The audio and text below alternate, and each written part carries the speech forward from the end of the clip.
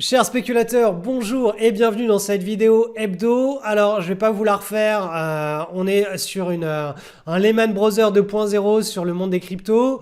On est en train de se demander si le monde des cryptos ne va pas s'effondrer.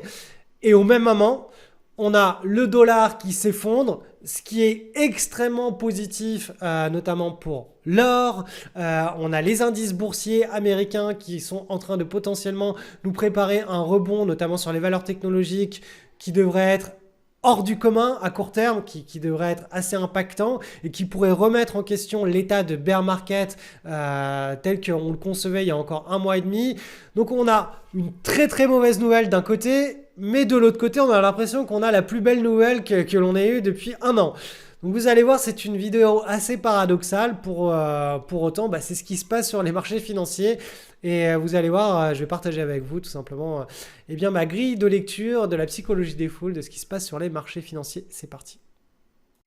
Analyse du Bitcoin. Alors inutile de vous rappeler ce qui vient de se passer cette semaine avec l'affaire FTX qui est le Lehman Brothers 2.0, donc le Lehman Brothers du monde des cryptos. Lehman Brothers qui avait précipité la crise des subprimes et le krach boursier de 2008 sur toute la sphère financière planétaire. Et bien là, voilà, on a l'équivalent de cet événement. Est-ce qu'ils n'avaient pas sauvé Lehman Brothers, les gouvernements? Est-ce que le monde de la crypto-sphère va sauver ou pas FTX? Je n'en sais rien. En tout cas, nous, ce qui nous intéresse, c'est la lecture graphique. Et encore une fois, tous ceux qui sont cash et qui n'ont pas pris des positions prématurées sur un nouveau bull run sont contents, hein, tout simplement. Voilà, je vous rappelle une chose, hein, c'est que ça fait des mois que je vous parle du fait que on est toujours en bear market. Potentiellement, on était en train de mettre en place une large base, mais que la prise de position n'aurait pas lieu à minima avant le premier trimestre 2023. Il aurait fallu qu'on ait cette large base avec une cassure par le haut. Et là, on aurait pu commencer à s'interroger sur une éventuelle prise de position sur un nouveau bull run du Bitcoin. Mais voilà, tous les paris spéculatifs à la hausse quand on est dans un marché baissier dès qu'il y a un zombie qui sort du placard, hein, c'est cette histoire de zombie, hein, elle est valable pour toutes les classes d'actifs, hein. Là, sur le marché des actions, si on a l'équivalent d'un FTX qui sort du placard, ça va précipiter comme jamais, hein, un marché baissier. Alors que quand on est dans un pur bull run, un zombie qui sort du placard va impacter la hausse à très court terme. On va avoir ce qu'on appelle un dip. Donc là, il y a tous les buys de dip qui vont être au taquet, qui vont pouvoir faire des très très bons paris, hein, des très bons paris spéculatifs. Mais quand on est dans un marché baissier, les buys de dip, dès qu'on a une très mauvaise news, un buy de dip, c'est pas une bonne idée parce que il y a toujours des nouveaux cadavres qui sortent du placard et on a toujours des nouvelles vagues de baisse qui sont bien plus fortes que les vagues de hausse. Donc là, typiquement, pour le moment, ce scénario là, hop, il saute, hop. Et on va davantage être... Alors, il saute, sauf si on a un point d'inflexion qui se met en place sur l'unité de temps inférieure. Alors, je vais vous montrer ça. Si là, on a un espèce de point d'inflexion qui se met en place et qu'on casse par le haut, ça voudra dire qu'on a eu un fake breakout. C'est-à-dire qu'on a eu le breakout, mais qu'il a été repris tout de suite à la hausse. Pour le moment, c'est pas le scénario le plus probable. Pourquoi? Eh bien, tout simplement parce que regardez en hebdomadaire, les bandes de Bollinger sont extrêmement resserrées. On a rarement eu un resserrement aussi fort des bandes de Bollinger. On en a eu un ici pendant le top départ du bull run, ici en octobre 2020. On en a eu un ici pendant le top départ du bear market en mai 2022. Et là, à nouveau, on a des bandes de Bollinger qui sont historiquement resserrées. On a une pattern ici, hein, de continuation, une espèce de marche d'escalier, mais c'est un escalier qui descend pour le coup. Et là, on a un top départ d'une nouvelle vague. Donc là, les prochains objectifs sont tout simplement la zone des 10 000 points. Sauf si ce signal de top départ est invalidé sur le Bitcoin. Chose qui me semble un peu compliquée, hein. Il faudrait que FTX soit sauvé, que les liquidités et les investisseurs reviennent massivement sur ce marché-là. Ça peut arriver, hein. Mais si on regarde juste l'analyse graphique, là, ce que l'on a, c'est un signal de top départ d'une nouvelle vague baissière qui peut nous amener très facilement sur les 10 000. Et la zone des 10 000, voilà, c'est l'équivalent de moins 37% de baisse supplémentaire sur le Bitcoin. Donc, affaire à suivre. En tout cas, voilà, on avait bon espoir qu'à moins 80%, on puisse enfin fabriquer une large base avant cette semaine-là, hein. Moi, mon scénario privilégié était tout simplement une latéralisation des cours pendant plusieurs mois avant un breakout à la hausse et là éventuellement une prise de position. Bah là, ça veut dire tout simplement que on est reparti potentiellement pour une séquence de baisse qui peut peut-être s'exprimer en l'espace de 2-3 semaines. On a la purge se termine en 2-3 semaines et après on reconstruit, on construit cette large base qui pourra nous mener à un nouveau bull market à la fin de l'année 2023, début 2024. En tout cas, ça retarde le cycle, hein, le nouveau cycle en place, ça le retarde, hein, parce que je le répète sans arrêt, mais il faut que la purge se termine, qu'on latéralise, qu'on break à la hausse pour que l'on puisse enfin repasser optimiste sur le Bitcoin et qu'on puisse prendre, et sur le marché des cryptos, et qu'on puisse éventuellement prendre des positions pour surfer une grande tendance, hein, surfer une grande vague sans se prendre la tête avec tout un tas de petites fluctuations. Donc voilà ma lecture, mon interprétation de ce qui se passe sur le marché des cryptos. Le zombie est sorti du placard, à savoir maintenant comment est-ce que les opérateurs vont accueillir au cours des prochaines semaines cette news. Alors cette semaine, je vais faire une très grande annonce à tous les élèves de la communauté. Cette annonce sera faite via ma mailing list privée. Donc si vous n'êtes pas inscrit, le lien est en description. Vous allez tomber sur cette page. Il faut valider votre inscription avec un mail qui sera probablement spam. Donc c'est quelque chose, cette nouvelle. C'est un nouveau projet qu'on m'a demandé pendant chaque semaine, chaque mois, pendant des années. Donc vous, les anciens élèves des formations au Swing Trading Daily notamment, vous vouliez quelque chose en particulier, eh bien, ça va être cadeau. Alors là, quand je dis cadeau, ça va être cadeau. Je vais mettre ça en place. J'ai pas envie de vous en dire plus parce que j'ai envie de garder un petit peu de mettre un peu de suspense. Ça va être un outil dont moi-même je vais me servir pour m'informer et suivre les marchés. Cet outil, cette chose sera à votre disposition, je le répète, gratuitement. Donc, je vous encourage à vous inscrire sur la mailing list pour avoir le détail de ce qui vous attend. C'est un truc, voilà, c'est simplement le truc que vous attendiez tous depuis que vous m'avez réclamé depuis des années. Et là, on est en train de le mettre en place et on va le mettre en place cette semaine. Donc, on pourra vous libérer l'accès à ce bip cette semaine. Donc, inscrivez-vous sur la mailing list, même si vous êtes des curieux et que vous voulez savoir un petit peu de quoi il s'agit. Voilà, le lien est en description, c'est sur la mailing list. Alors, l'excellente nouvelle de cette semaine, c'est le dollar qui rentre enfin en correction. Donc, on le voit ici, hein. C'est un graphe en hebdomadaire du dollar coté contre un panier de devises. On a eu une semaine avec une baisse de l'ordre de moins 4% sur le dollar, alors même qu'il était inscrit dans ce qu'on appelle un mouvement d'accélération de type climax run, c'est-à-dire on a un mouvement parabolique sur le dollar, hein, qui s'est enclenché suite à la crise Covid avec une hausse qui s'accélère de plus en plus forte. Et rappelez-vous, en mensuel et même en trimestriel, on avait eu ce breakout ici, hein, pendant le mois d'avril 2022 qui nous mettait un objectif chartiste qui était simplement, hein, la zone de résistance. Alors cela, ça ne veut absolument pas dire, hein, qu'on n'ira jamais sur cette zone de résistance. Ça veut simplement dire que là, on va enfin pouvoir respirer au moins pendant quelques mois sur le dollar index et assister probablement à la formation de ce qu'on appelle une marche d'escalier, donc une consolidation. Voilà, quelque chose comme ceci, avant d'éventuellement aller chercher la résistance qui est maintenant, elle est à combien de pourcents celle-ci? Elle est environ à 13% de hausse. Donc bien entendu, vous voyez, hein, ici, là, je vous ai tracé une espèce de trendline qui est censé maintenir, hein, en tout cas délimiter la zone de ce qu'on pourrait dire le dollar reste haussier. Le dollar n'est plus haussier mais re-rentre dans un nouveau range de moyen long terme. Là actuellement, tant qu'on restera au-dessus de ces trendlines que je vais mettre d'ailleurs en gras, on sera toujours dans un dollar haussier face à toutes les devises du monde entier.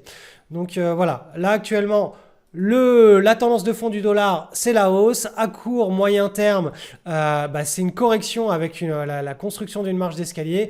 Et ça devrait enfin libérer un petit peu les tensions qui s'appliquaient notamment sur l'or coté en dollars. Et l'or devrait pouvoir reprendre un petit peu, on va le voir, de poil de la bête. Donc l'or coté en dollars, donc on va prendre le tracker GLD. Vous voyez qu'ici, il était dans ce qu'on appelle un grand triangle. On avait eu le breakout et là, cette semaine, bam, on a récupéré le breakout. Donc on va aller voir ça en hebdomadaire. En hebdomadaire, je vous l'avais marqué ici, on avait un espèce de potentiel, soit petit triangle de continuation baissière, si on cassait par le bas, soit un point d'inflexion, ce qui nous faisait mettre en avant le fait qu'on était sur un fake breakout. Donc vous voyez, on avait la zone de support ici, breakout. Là, on a stabilisé autour et là, on repart au-dessus avec une rupture de ce pivot-là. Donc, c'est assez clair ici. Ça, tout simplement, ça s'interprète comme on a un signal de top départ baissier, boum, il est invalidé ici avec un pivot et un breakout à la hausse. Donc après, bien entendu, on peut avoir des successions de faux signaux, mais en général, quand même, ça c'est quand même assez puissant. Un signal de top départ baissier suivi d'une invalidation, ça en principe c'est un retour de bâton qui est assez fort en mode partie de ping-pong. Donc c'est-à-dire, je vais vous le dessiner, quelque chose qui devrait faire comme ceci. D'où l'intérêt des options LIPS, je vous en avais parlé en début d'année. Je vous avais expliqué que j'avais pris des options à long terme j'avais pris les options les plus longues qui existaient pour jouer un pari spéculatif long terme sur le dollar. Donc le gros intérêt des options LIPS, c'est que si vous prenez le pari, imaginons que vous achetiez, voilà, on va dire ici, on se dit ok, on a un triangle, tac, on a un breakout ici. Donc, je me dis, on va rentrer dans un nouveau cycle de hausse sur le dollar qui devrait durer plusieurs trimestres. Soit j'ai la possibilité d'acheter, par exemple, un tracker, ce tracker-là, et de mettre un stop loss juste en dessous du dernier creux. À savoir là, bam, je rentre sur la rupture ici et je mets mon stop juste ici. Alors, je vais vous mettre la flèche.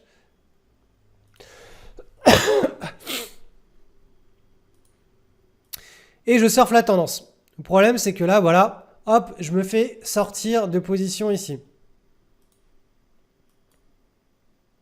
Hop, sur l'exécution de mon stop loss. Et je suis plus dans la partie.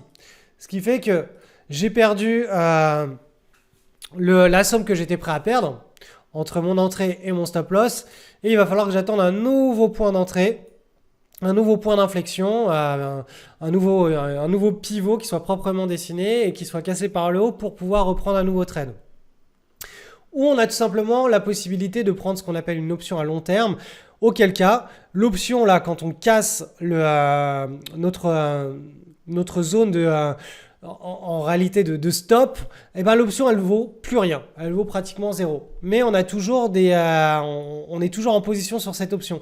Et à partir du moment où l'option repasse au-dessus de cette zone-là, elle commence à reprendre de la valeur. Et sur le long terme, les options que l'on achète pile poil à la monnaie, elles perdent pas tant de valeur tant que ça, pour ceux qui connaissent les options. Donc quand on fait un pari directionnel sur le moyen long terme et que on met la somme en réalité qu'on était prêt à perdre entre l'entrée et le stop loss, on la met sur une option. Ça nous permet tout simplement de vivre ce qu'on appelle des faux top départ, des stop loss exécutés. On peut même avoir 2 ou 3 stop loss exécutés là au cours des prochains mois, sans que, entre guillemets, on ait besoin de remettre en place un trade à chaque fois. Et l'option nous permet tout simplement de rester dans la partie. Donc voilà, là, typiquement, l'option, le choix d'une option LIPS plutôt que d'un pari directionnel en direct, là ça prend toute sa valeur puisqu'on a un stop loss qui aurait été exécuté, suivi d'un breakout qui peut-être est un fake breakout, en tout cas c'est la lecture que l'on en a aujourd'hui.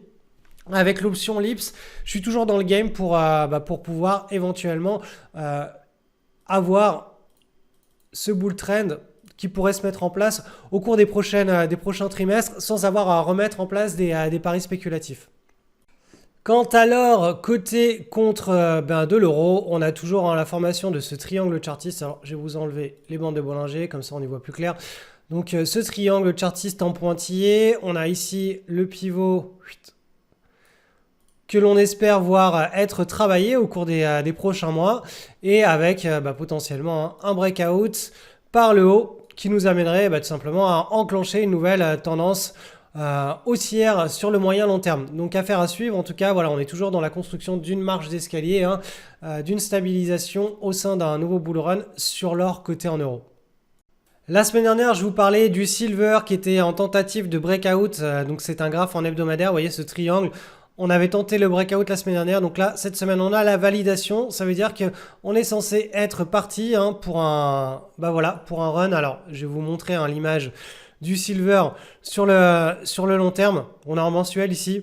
Donc, vous voyez, on a vu cette large base, rupture de la large base avec un run en l'espace de 2 mois qui avait été très, très fort.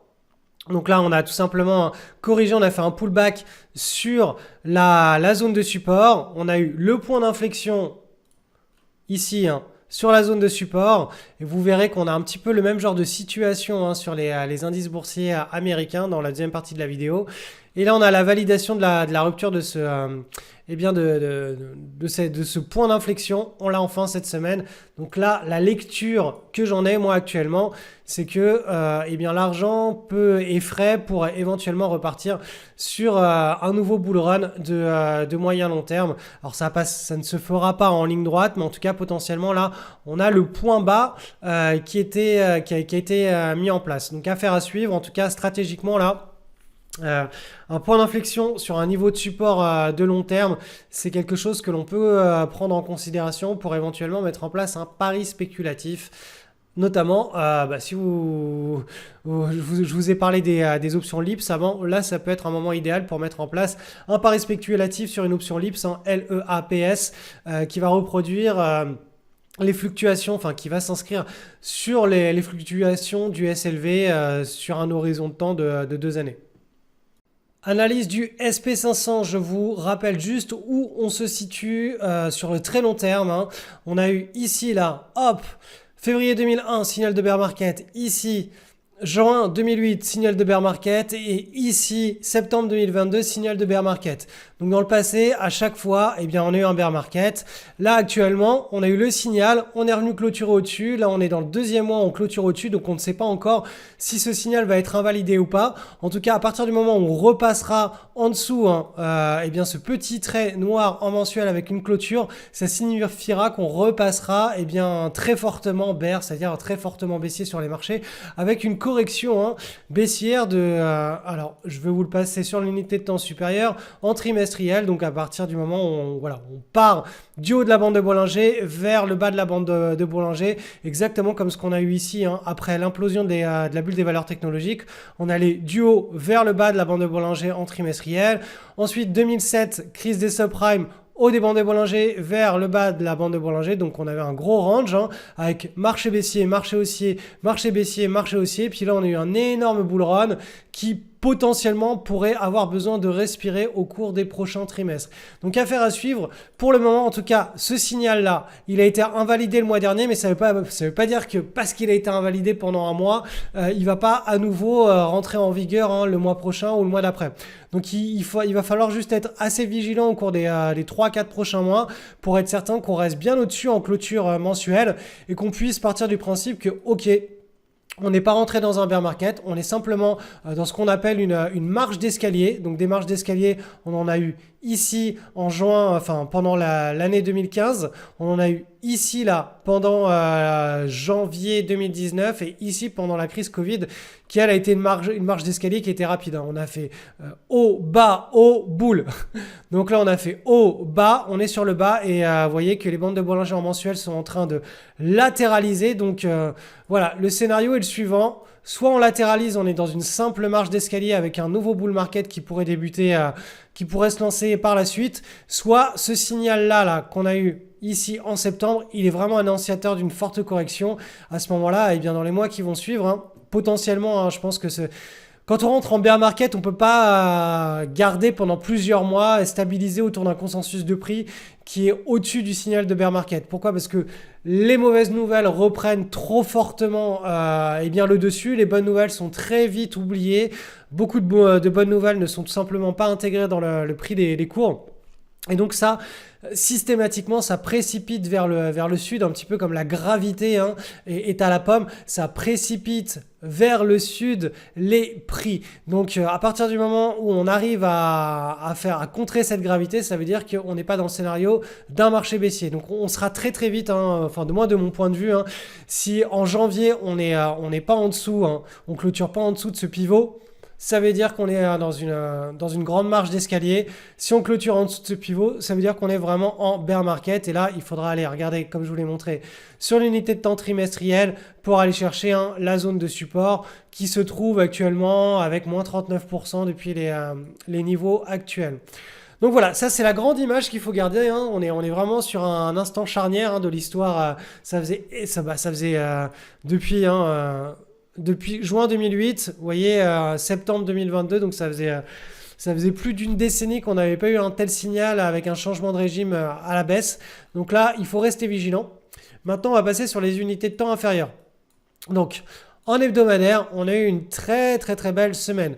Donc vous voyez, on est en train de passer de bande de Bollinger inférieure vers le haut. Donc là, on a encore un potentiel de hausse de l'ordre de, allez, on va dire entre 7 et 8% hein, sur un petit excès. On a la zone de support qui se trouve ici. Donc à court terme, hein, on peut aller chercher hein, ce niveau de résistance avec plus 8% de hausse. Mais vous voyez qu'on a beaucoup de volatilité, donc c'est vraiment des parties de ping-pong.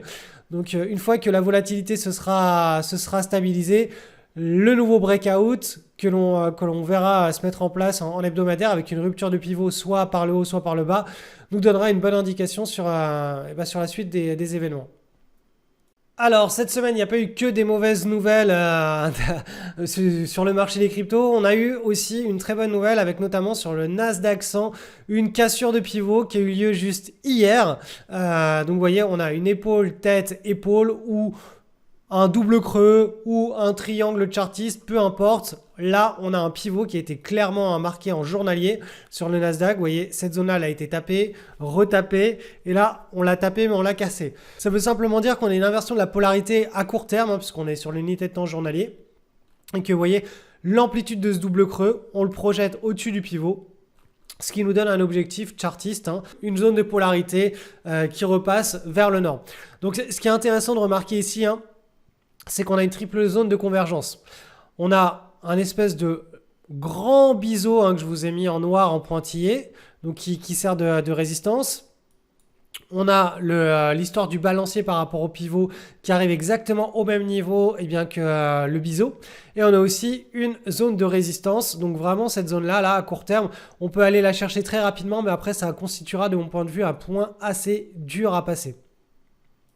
Quant au Dow Jones, qui est un indice constitué essentiellement de valeurs non technologiques, c'est-à-dire des valeurs qui n'ont pas surperformé le marché, mais sous-performé le marché de manière générale, parce qu'ils sont restés, hein, toutes ces entreprises sont restées sur des niveaux de valorisation qui sont décents, qui sont corrects, contrairement aux valeurs technologiques qui se sont pris du coup une grosse rectification, une grosse correction.